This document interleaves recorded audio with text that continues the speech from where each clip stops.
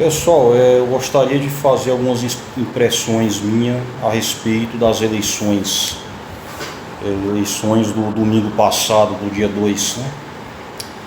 Galera, eu confesso que naquele dia eu tinha uma certa expectativa mais do que hoje, né? Hoje eu estou meio entristecido, né? Eu não tenho muito, meio sem expectativa, né? Muito desesperançoso em relação àquele período, muito pessimista em relação àquilo ali. Definitivamente 51 milhões de eleitores querem mais 4 anos de governo Jair Bolsonaro, né? 51 milhões de pessoas, né? Ou porque ele põe a questão econômica, ou por questão religiosa, e vários outros questionamentos, né? Várias outras pautas que a gente poderia colocar aqui, né? Só que depois de toda aquela tragédia que foi a gestão do governo Bolsonaro na pandemia da Covid-19, né? Depois de tantas mortes, né? 700 mil pessoas que morreram, né? Que chegou a morrer 4 mil pessoas em um único dia no ano passado, né? O presidente Jair Bolsonaro incentivando pessoas a irem para as ruas, né? Ele indo para as ruas para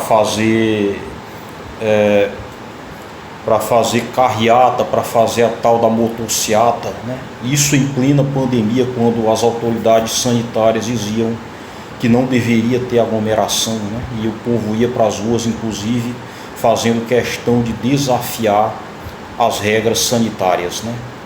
Fazendo questão de desobediência civil, né? Com todo aquele discurso sobre liberdade, a liberdade é mais importante que a vida, e nesse discurso aí ficou constatado que 400 mil mortes poderiam ter sido evitadas e que o presidente Bolsonaro atrasou a compra das vacinas.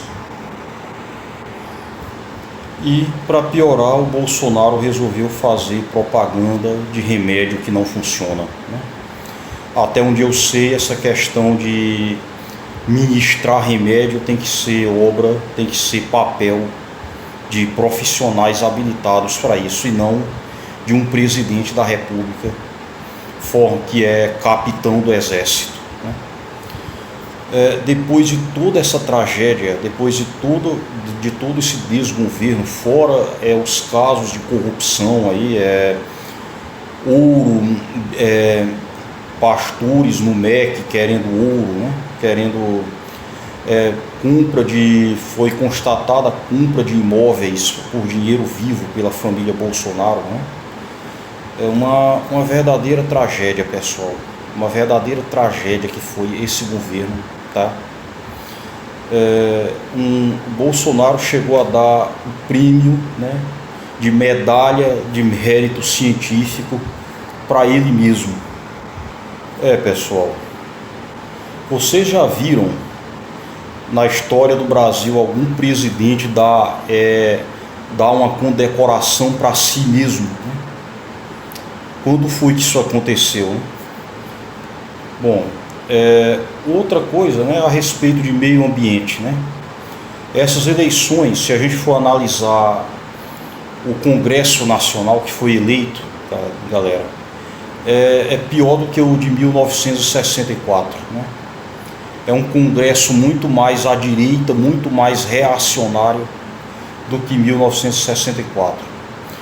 Pelos próximos 8 anos, nós vamos ter que aturar no Senado o Sérgio Moro, eleito pelo estado do Paraná, o astronauta Marcos Pontes, eleito pelo estado de São Paulo. Vamos ter que encarar a ministra Damares Alves, reeleita senadora pelo Distrito Federal, né? Se bem que contra ela tinha outro pesadelo, né? A mulher do ex-governador José Roberto Arruda, e o ministro e o seria o Magno Malta, eleito senador pelo Espírito Santo, né? Parece que o pessoal tá mesmo com problema mental, né, para eleger um cara desses, né? E outra característica, né? A bancada da educação ela diminuiu e a bancada da bala cresceu, né? A bancada da indústria armamentícia do Congresso Nacional vai ser bem maior, e a bancada da educação, né, que vai cuidar da questão das universidades, das escolas e tudo mais, diminuiu, né? Vamos ter muito mais bancada da bala, querendo reduzir as restrições sobre armamento, né? E também sobre meio ambiente, né?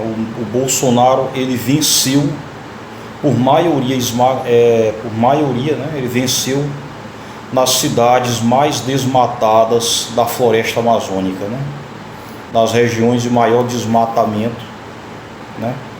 O Bolsonaro ganhou a eleição, né? Eles querem mais 4 anos, né, para acabar com o que tem, com o que ainda resta de floresta amazônica, né? Quem sabe tomar as áreas indígenas, né? Porque as áreas indígenas são as menos desmatadas que as áreas não indígenas, né?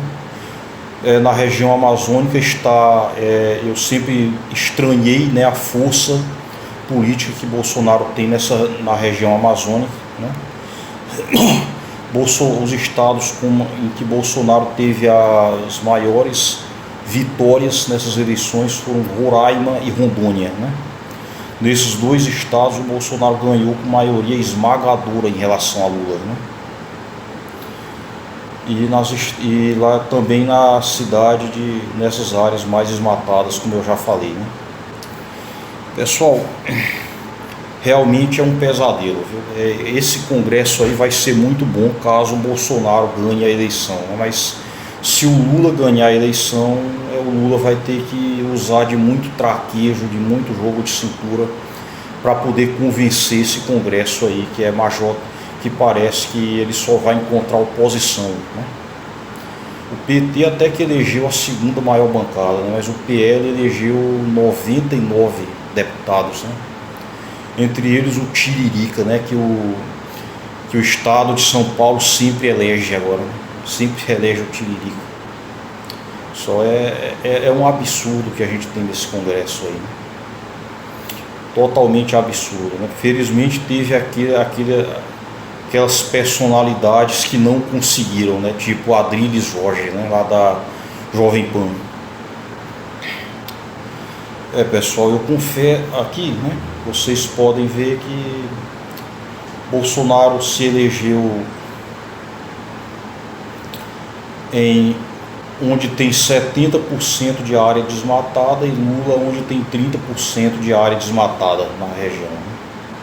Ou seja,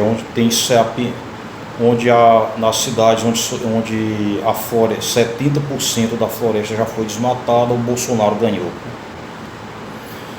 E galera, naquele dia eu fiquei bem apreensivo, viu? No começo estava lá Lula 51, alguma coisa por cento e Bolsonaro 36%, né? No início da contagem, quando estava 0,09% de urnas apuradas. Depois aumentou um pouco mais, Lula caiu para 50,7%, Bolsonaro aumentou um pouco, depois Lula caiu para 46% e Bolsonaro avançou para 43%. Aí Bolsonaro foi a 48% e Lula caiu lá para 43%, né?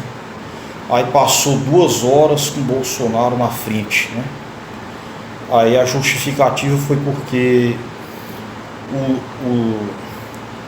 a votação iniciou nas regiões onde o Bolsonaro está em alta, né? Como no sul e na região norte, né? Desses estados aí. Não por acaso eu demorei mais de 1 hora, né? Eu estive entre os 10 primeiros na sessão eleitoral onde eu votei, né? E eu demorei mais de 1 hora em frente ao local onde eu ia votar, né? A sessão onde eu iria votar.